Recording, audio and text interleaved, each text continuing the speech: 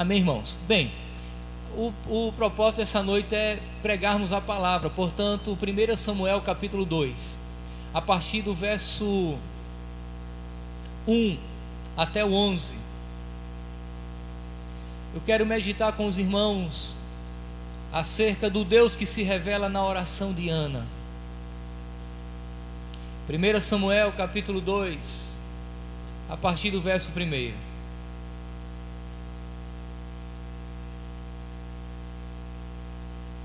E vamos meditar acerca do Deus que se revela na oração de Ana, mesmo sentados, mas acompanhe a leitura junto comigo.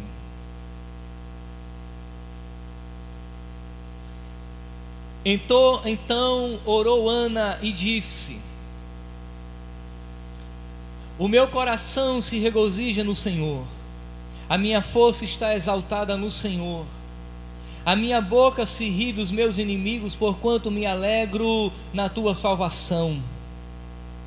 Não há santo como o Senhor, porque não há outro além de ti, e rocha não há nenhuma como nosso Deus. Não multipliqueis palavras de orgulho, nem saiam coisas arrogantes da vossa boca, porque o Senhor é o Deus da sabedoria, e pesa todos os feitos na balança. O arco dos fortes é quebrado, porém os débeis cingidos de força. Os que antes eram fardos, hoje se alugam por pão, mas os que andavam famintos não sofrem mais fome. Até a estéril tem 7 filhos, e a que tinha muitos filhos perde o vigor. O Senhor é o que tira a vida e a dá, faz descer a sepultura e faz subir. O Senhor empobrece e enriquece, abaixa e também exalta. Levanta o pobre do pó e desce, e desde o monturo exalta o necessitado, para o fazer assentar entre os príncipes, para o fazer herdar o trono da glória. Porque do Senhor são as colunas da terra, e assentou sobre elas o mundo.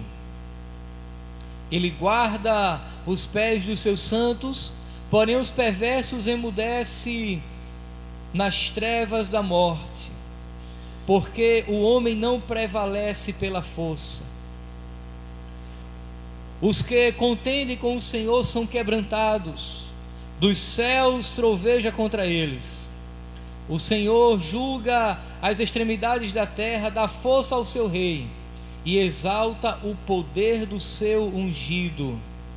Então Elcana foi-se a Ramá, a sua casa, porém o menino ficou servindo ao Senhor perante o sacerdote Eli. Vamos orar a Deus mais uma vez?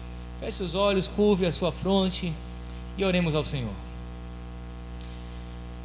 Querido Deus, nós te louvamos pela tua graça em nossas vidas nessa noite, Pai. Pela tua palavra lida, pregada, ministrada aos nossos corações, e queremos do Senhor a iluminação do teu Espírito para podermos, ó Deus, compreender os propósitos do Senhor em nossas vidas, em nome de Jesus.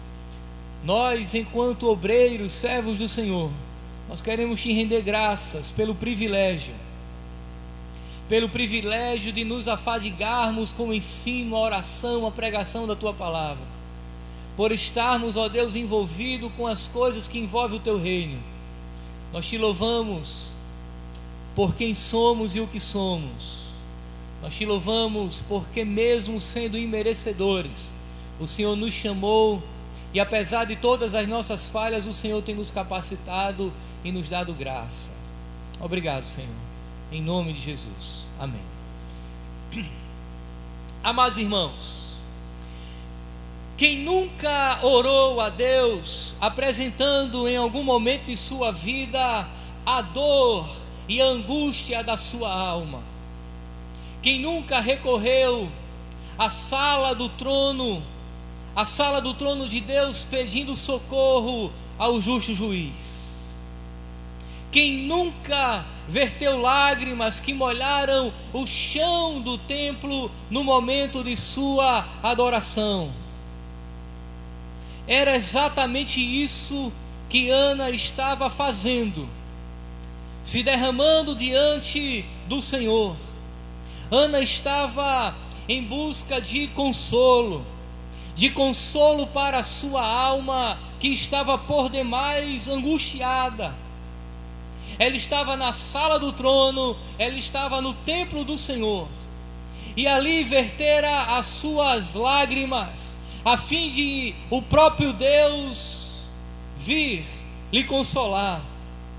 O texto diz que ela, juntamente com o seu marido e a outra esposa dele, subiram a Ramá a fim de adorar o Senhor. Nos parece que Elcana, o seu marido, era um homem piedoso. Todos os anos ele conduzia a sua família a Jerusalém, ao templo, a fim de oferecer sacrifícios e adorar o Pai. Então eles subiram a Siló e ali adoraram a Deus, a fim de adorar e sacrificar ao Senhor dos Exércitos. Eu gosto das palavras de um estudioso chamado Paul House, quando ele comenta esse texto e diz o seguinte: Juízes, com referência ao livro dos Juízes, termina com um relato dos benjamitas que tomam esposa dentre as moças que dançam numa festa em Siló. Porém, o livro de Samuel começa com uma cena em Siló que faz uma ligação entre os dois livros, que imediatamente vincula pecados passados com as necessidades presentes de adoração. O livro de Juízes termina com a prática de pecado daqueles homens israelitas pegando mulheres estrangeiras para casar, e em uma grande festa em Siló. Mas agora em Siló tem uma família que está adorando, tem uma família que revela que era necessário dedicar a vida a Deus, que era necessário abandonar pecados passados e no presente revelar uma vida de adoração centrada em Deus. É nesse contexto onde mais do que nunca a adoração é necessária que Deus abrirá a madre de Ana, trará Samuel à existência a fim de preservar a adoração na comunidade de Israel. Eu quero chamar a sua atenção para o fato de que Israel naquele momento não adora a Deus conforme Deus estabeleceu. Porque, irmãos, a adoração que Deus recebe é aquela que Ele estabeleceu que fosse ofertada a Ele. Mas o povo estava perdido na adoração, estava pecando, havia idolatria, declínio moral, declínio espiritual, e Deus trará Samuel à existência para que a adoração seja organizada, para que a adoração seja novamente estabelecida e centrada em Deus. É dentro desse contexto que o milagre vai acontecer. Contudo, isso não acontece de maneira fácil e simples na vida de Ana. Se existe uma palavra que resume muito bem a vida daquela mulher chamada Ana, é a palavra conflito. Ela sofre conflitos em diversas dimensões da sua vida. Até Deus abrir a sua madre, Ana vivia em primeiro lugar um tremendo conflito familiar. Um conflito familiar porque o seu marido, apesar de o texto dizer que a amava e dar sinais de que de fato era um homem piedoso, ele não era exclusivo dela. Havia uma outra mulher chamada Penina que dividia a atenção do seu marido. Ele não era exclusivo. Ela não tinha exclusividade do seu marido Elcana, e certamente, sem dúvida nenhuma, havia conflitos familiares. Um segundo conflito é que ela vivia uma enorme turbulência existencial. Por quê? Porque ela desejava ter filhos, mas não podia. A sua rival Penina já tinha vários, mas ela ainda não desfrutava do privilégio, do prazer, da alegria de ter um único filho. E isso lhe trazia tristeza profunda na sua alma. Isso lhe trazia angústia, lhe tirava o sono, não permitia dormir. A levou, por exemplo, ao templo e ali chorar, porque estava profundamente abatida e angustiada na alma, porque o seu desejo era ter um filho. Um conflito existencial. Aquilo que a pessoa legitimamente deseja ter, mas não pode, por força das circunstâncias, ou por talvez uma questão puramente biológica. Aí eu acredito que fugia da capacidade e conhecimento de Ana saber a causa do porquê ela não podia ter filho, mas a questão é que ela não podia, definitivamente ela não podia. Ana também passava por um conflito social, porque a sociedade de sua época exigia que ela tivesse filhos. Na realidade, dentro da compreensão judaica ou hebraica, uma mulher para ser tida como abençoada por Deus, ela deve parir filhos. Era um sinal da bênção de Deus, era sinal de que Deus estava com ela, e de preferência filhos homens, varões. Era um sinal de que Deus estabelecera a bênção sobre a sua vida e fizera prosperar.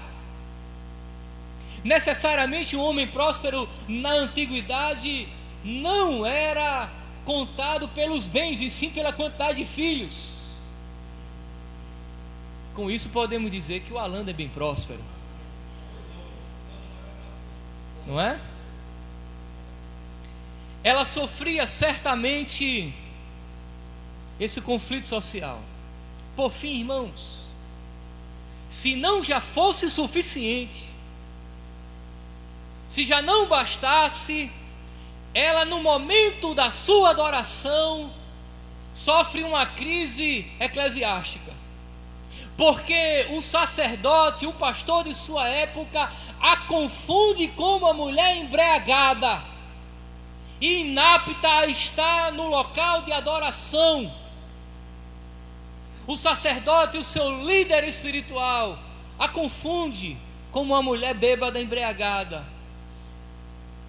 A resposta que ela apresenta em sua defesa é: não, Senhor meu, eu sou mulher atribulada de espírito, não bebi vinho nem bebida forte, porém venho derramar a minha alma perante o Senhor.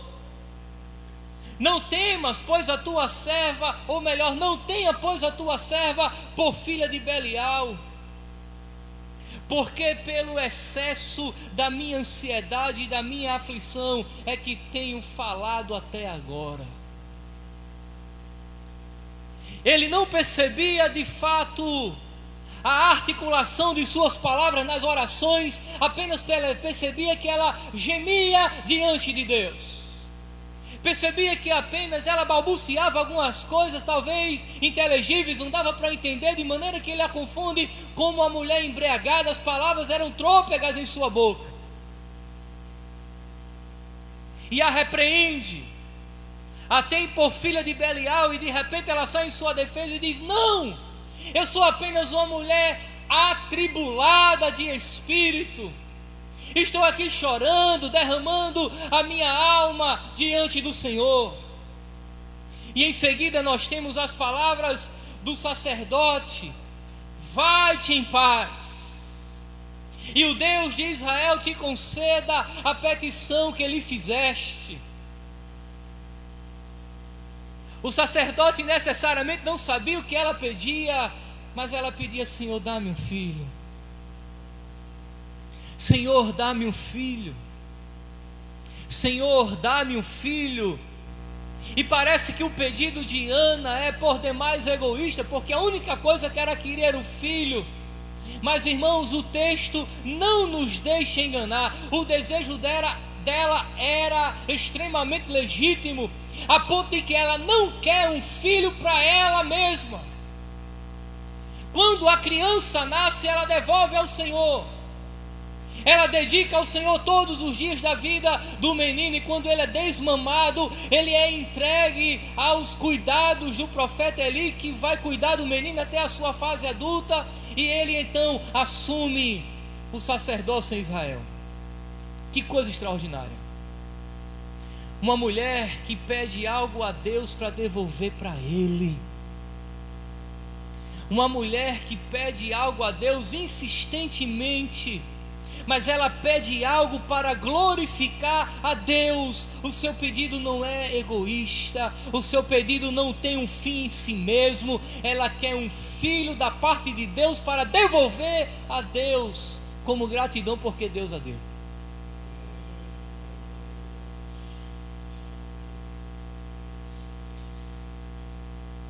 Eu percebo, irmãos, que muitos de nós não criam filhos para o Senhor. Eu percebo que muitos de nós não criam filhos para glorificar a Deus. Eu percebo que muitos de nós não criam filhos para servir a Deus em sua obra. Nós criamos filhos para ser doutores, mestres, advogados, engenheiros, alguma coisa que dê dinheiro, e necessariamente isso não é pecado, porque eu creio que a profissão também é uma vocação de Deus. Eu concordo com os reformadores que entendiam que nós temos que ter profissionais piedosos, mas nós temos que criar filhos para o Senhor. Nós temos que criar filhos para se dedicar ao Senhor, e daí eles serão servos de Deus advogados, servos de Deus médicos, servos de Deus engenheiros, e na sua profissão glorificarão a Deus porque tiveram a sua vida dedicada a Ele.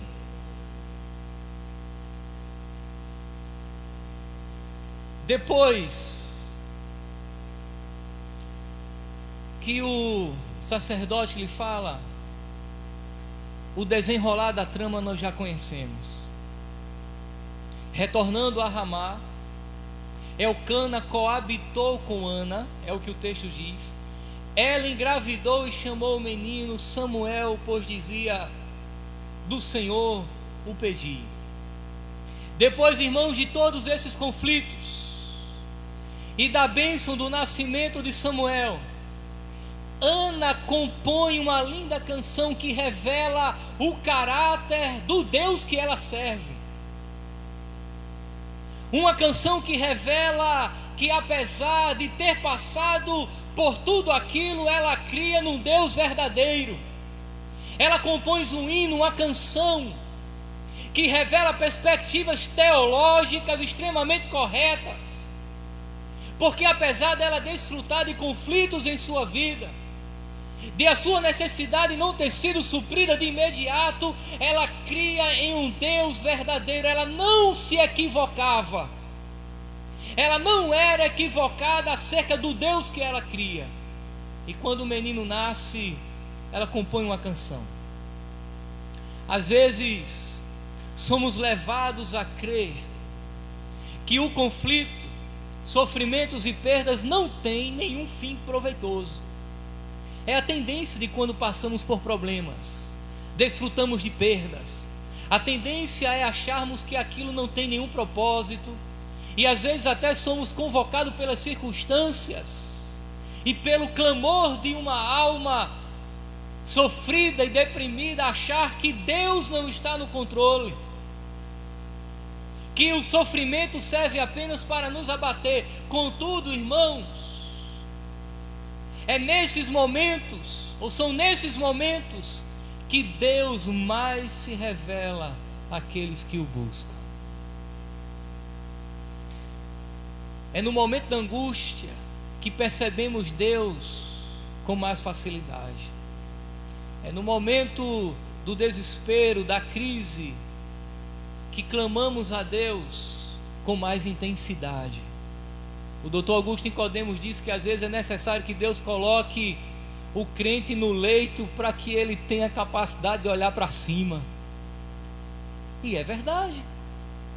Às vezes nós temos que passar por um vale, temos que perceber necessidades para recorrermos ao Senhor. E a grande verdade, irmãos, é que o sofrimento nos leva à intimidade, nos leva ao conhecimento verdadeiro de Deus. E a pergunta agora é: quem é o Deus que Ana conheceu e conhece?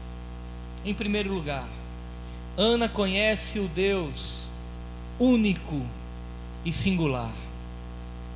Observe o verso 2, mais uma vez do capítulo 2. Não há santo como o Senhor, porque não há outro além de ti, rocha não há nenhuma como o nosso Deus. Ana revela, irmãos, o Deus santo, único, singular. Para ela, revelado em sua canção, Deus é incomparável, Ele é singular. Nada nem ninguém se compara ao Deus que lhe concedeu aquela graça, ao Deus que ela serve. É perfeito isso, porque de fato o Deus que se revela nas Escrituras é o Deus que está além da sua criação. Ele se revela nela, mas ao mesmo tempo ele é totalmente distinto. Como dizem alguns estudiosos, ele é totalmente o outro, ele é diferenciado, ele é puro, ele é santo, ele é aquele que está acima de tudo e de todos. Habita em luz inacessível, no abscôndito. A nossa mente não consegue compreendê-lo em sua totalidade. Somos limitados demais diante da infinitude do seu poder. E por mais que tentemos, por mais que nos esforcemos em compreender Deus em sua totalidade, nunca, jamais, de maneira nenhuma conseguiremos, porque Ele é absolutamente Deus. E ninguém compreende a mente de Deus. Ele é singular. Apesar de sermos criados à imagem e semelhança de Deus, nós não somos divinos. Nós nos parecemos com Deus em alguns aspectos, mas não somos divinos. Isaías, no capítulo 6 do seu livro, ele diz que os serafins clamavam uns aos outros, dizendo: Santo, Santo, Santo é o Senhor dos exércitos, e toda a terra está cheia da sua glória. Porque quando Ana diz que o Senhor é único, é singular, e que nada é comparado a Ele, a singularidade de Deus na perspectiva dela é revelada por meio da sua santidade.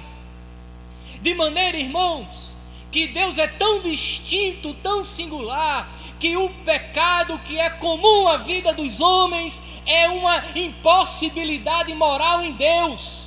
Deus não peca, nunca pecou, nunca pecará. Aquilo que é uma realidade em mim, que é uma realidade em você, é uma impossibilidade em Deus. O Deus que ela ora, o Deus que ela canta, é puramente santo. O Deus que deu Samuel a ela, que gerou alegria no seu coração no nascimento daquela criança, que removeu o seu opróbrio, é puramente santo. O Jesus que nos alcançou, que trouxe a alegria da salvação aos nossos corações, realizando planos eternos em nossas vidas, é puramente santo. João capítulo 8, verso 46, Jesus diz: quem dentre vós me convence de pecado? Jesus pergunta aos fariseus. A santidade de Deus, irmãos, revela a sua singularidade. As palavras de Ana fazem eco, por exemplo, a Deuteronômio capítulo 32, verso 39. Vede agora, eu sou, eu somente, mais nenhum Deus além de mim. eu mato e faço viver, eu firo e eu saro, e não há quem possa livrar alguém da minha mão. Deus pergunta e questiona se há alguém com tamanha pureza, poder e graça e santidade semelhante a Ele. A pergunta, irmãos, é definitivamente não há. Isso nos revela que Deus espera também que sejamos santos como Ele é santo, e que vivamos uma vida de exclusividade a Ele, pois Ele é único. Se eu creio que Deus é singular, se eu creio que Deus é único, não deve haver ninguém, nem nada no universo merecedor da minha adoração. Se Deus é singular, se Deus é único, ninguém deve estar sentado no trono da minha vida, a não ser o Deus que eu sirvo e que Ana cantou. Amados irmãos, eu percebo que a singularidade de Deus tem sido atingida dia após dia por aqueles que se dizem cristãos evangélicos, em igrejas que tentam manipular Deus como se fosse um objeto, a fim de suprir as satisfações do seu coração, daqueles que destronaram Deus do centro da igreja, Cristo do centro da igreja, e depositam a sua fé em apetrechos mágicos, religiosos, com poderes de abençoar. É como se Deus já não fosse único na vida da igreja, é como que se Ele já não fosse mais suficiente, é como que se Ele já não fosse mais puramente santo, e em alguns momentos Ele abrisse exceções para as nossas práticas de pecado, quando não. Esse não é o Deus que a Bíblia revela. Esse não é o Deus que se revela nas Escrituras. E eu quero dizer aos irmãos que se nós adoramos um Deus diferente do que as Escrituras revelam, mesmo estando dentro de uma igreja evangélica, nós construímos um ídolo no nosso coração para nós mesmos. E eu percebo que muitos de nós são idólatras porque creem em um Deus que não existe, creem em um Deus que é complacente com o pecado, que crê em um Deus que é facilmente manipulado, que se curva às minhas vontades, um Deus que se compara a qualquer um outro Deus minúsculo, mas na realidade não é o Deus da Bíblia. E quando o indivíduo produz ou desenha uma caricatura de um Deus que a Bíblia não revela, é uma disposição idólatra do seu coração. Porque é bem mais fácil criar um Deus que eu possa manipular do que nos curvar a um Deus que é plenamente santo e singular. Mas em segundo lugar, Ana revela que Deus é o Deus que julga as nossas causas. Observe o verso 3: não multipliqueis palavras de orgulho, nem saiam coisas arrogantes da vossa boca, porque o Senhor é o Deus da sabedoria e pesa todos os feitos na balança. Ela revela agora, irmãos, o Deus que é conhecedor de todas as coisas, o Deus que tem conhecimento, porque Ele conhece tudo, sabe de tudo, Ele é onisciente, Ele sabe de todas as coisas. Quando eu era criança, eu não sei se, como toda criança, eu queria ser um super-homem,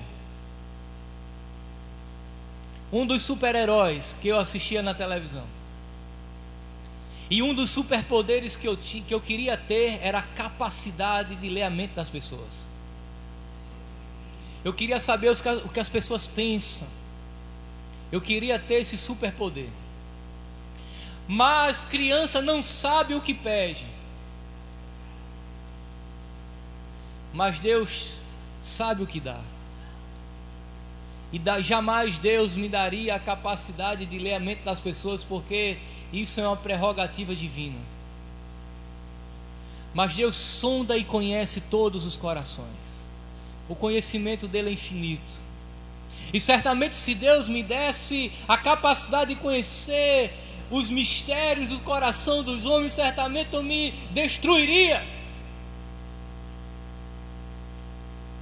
Porque eu não suportaria, por exemplo, sentar no banco de uma lanchonete com um amigo meu, ou com uma moça que porventura eu estivesse interessado em namorá-la, e daí sondar a mente dela dizendo: que roupa brega, está vendo que eu não quero nada com esse cara? Ou meu amigo do lado dizendo: ô cabra da conversa sem futuro, não vejo a hora desse assunto terminar e nós irmos para casa, e sorrindo para mim.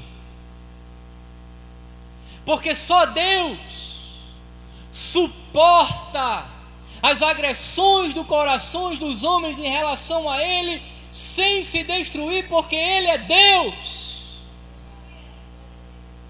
E daí, irmãos, Ana revela que Ele tem a capacidade de julgar com justiça, porque Ele conhece tudo. Não é necessário que ninguém lhe apresente provas, relatórios, processos. Não é necessário que ninguém argumente diante dele a favor ou contra, porque Ele conhece o coração dos homens. Hebreus capítulo 14, verso 13 diz: e não há criatura alguma encoberta diante dele. Antes, todas as coisas estão nuas e patentes aos olhos daquele com quem temos de tratar. Ora, Ele conhece tudo e todos. Ele é capaz de julgar as nossas causas. Se Deus conhece todas as coisas, o seu julgamento é reto, o seu julgamento é justo, e Ele tem condições de tomar em suas mãos as nossas causas e emitir juízo perfeito sobre ele. Por que Ana diz isso? Porque a causa dela foi julgada,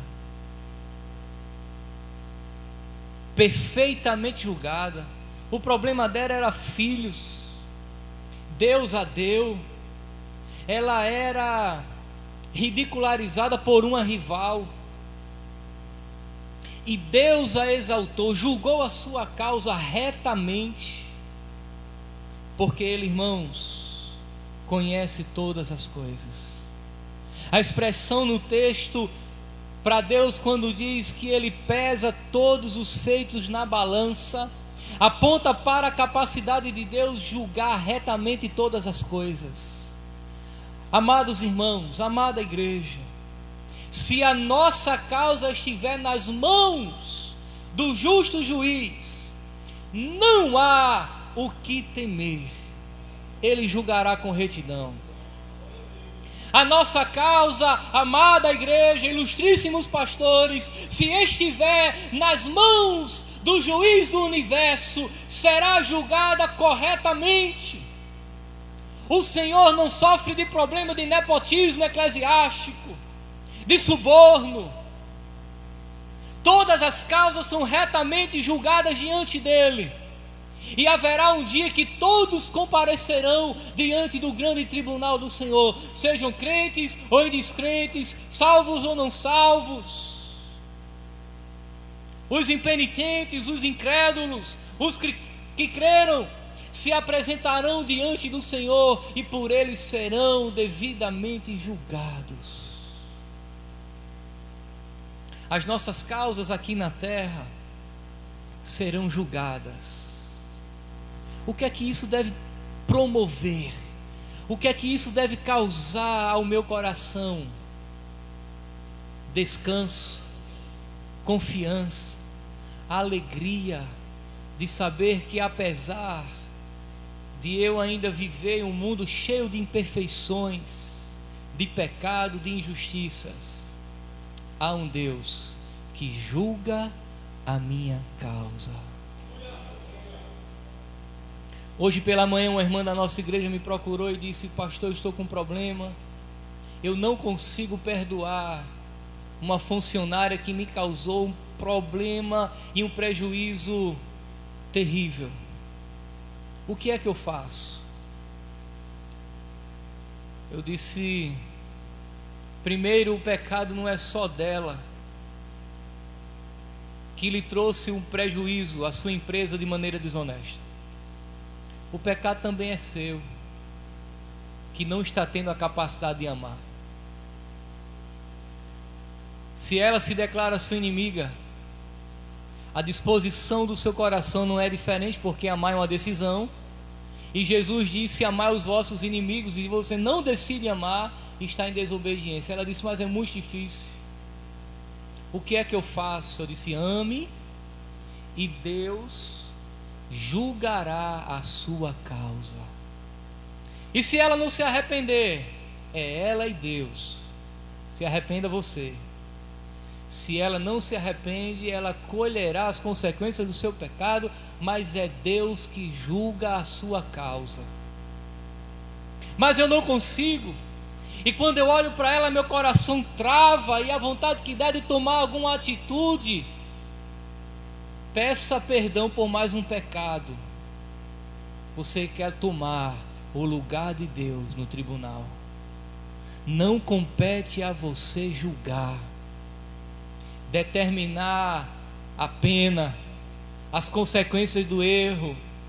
Cabe a Deus, porque Ele é juiz. E quando eu entendo isso, irmãos, há uma alegria, um gozo na minha alma, porque eu sei que apesar de eu perder alguma coisa nesta vida, o Senhor tem algo muito maior reservado na eternidade. Que nada está fora do controle do Senhor. E apesar de a viagem aqui ser turbulenta, a chegada é certa, e o Senhor está no controle de todas as coisas. Por fim, Ana revela o Deus que dá força ao fraco, e isso fica claro e evidente nos versos 4 e 5, quando ela diz: o arco dos fortes é quebrado, porém os débeis cingido de força. Os que antes eram fracos, hoje, os que antes eram fartos, hoje se alugam por pão, mas os que andavam famintos não sofrem mais fome. Até a estéril tem 7 filhos, e a que tinha muitos filhos perde o vigor. É importante observar que Deus tem um relacionamento profundo com os menos favorecidos. Não quer dizer que Deus tenha preferências, mas Ele sabe quem necessita mais. Ele sabe daqueles que passam por privações maiores. Ele está sempre perto dos humildes. Por quê? Porque Ele é a força do fraco. O ministério de Jesus não nos deixa enganar. Jesus alcançou pessoas ricas, pessoas da classe A da sociedade dos seus dias, mas Ele vivia com os pobres. Na realidade, Ele mesmo nasceu em um contexto de profunda pobreza, motivo do qual os seus pais lhe levaram ao templo e sacrificaram uma ave, um pombinho, uma rolinha, porque não tinham a capacidade financeira de ofertar um novilho gordo. Quando ele nasce, ele está rodeado por animais em uma manjedoura, um local indigno para um rei. E em sua caminhada ministerial, ele se aproxima daqueles que mais necessitavam do seu toque restaurador, da palavra de salvação. Deus se interessa pelo sofrimento dos excluídos, dos fracos, dos que padecem dor, dos que padecem necessidades. O apóstolo Paulo compreendia isso, motivo do qual ele diz: tudo posso naquele que me fortalece. E quando Paulo diz que tudo pode, irmãos, não é conquistar coisas, é passar por tribulações, é passar por escassez. A tese de Paulo é que se o Senhor me fortalece, eu suportarei passar por todas as perdas e sofrimentos, porque Ele é a minha força. O Senhor é a sua força, o Senhor é a sua rocha, é o seu escudo.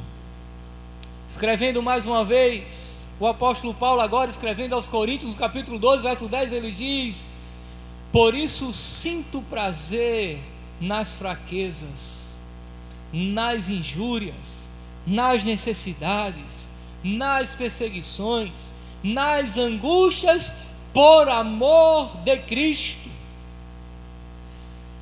Porque quando estou fraco, então sou forte. Amados irmãos, servir um Deus que nos fortalece no momento de nossas fraquezas é uma das coisas mais extraordinárias da nossa vida. São coisas que nós não sabemos explicar muitas vezes com palavras. É incompreensível como que eu posso ser fortalecido por Deus no momento da fraqueza. Mas eu quero que você entenda que há coisas na nossa vida, preste atenção, que começam difíceis, se tornam impossíveis, aí Deus age. Há muitas coisas que começam difíceis e em seguida se tornam impossíveis, aí, irmãos, Deus age nas nossas impossibilidades, nas nossas incapacidades, nas nossas fraquezas. Ele é a força. Amada igreja, irmãos obreiros e pastores, quando não houver mais recursos, o Senhor é a solução. Quando não houver mais força, Ele nos fortalece. Quando não houver mais saída, Ele é a nossa orientação. Portanto, irmãos, cantemos a canção de Ana. Nos deleitemos na singularidade de Deus, no poder do Deus que nós servimos, e nele possamos descansar e dedicar ao Senhor todos os Samuéis, que Ele nos dê condições de parir, porque tudo que Deus nos dá deve ser dedicado a Ele. Ao Senhor toda a glória e toda a honra para todo sempre. Amém.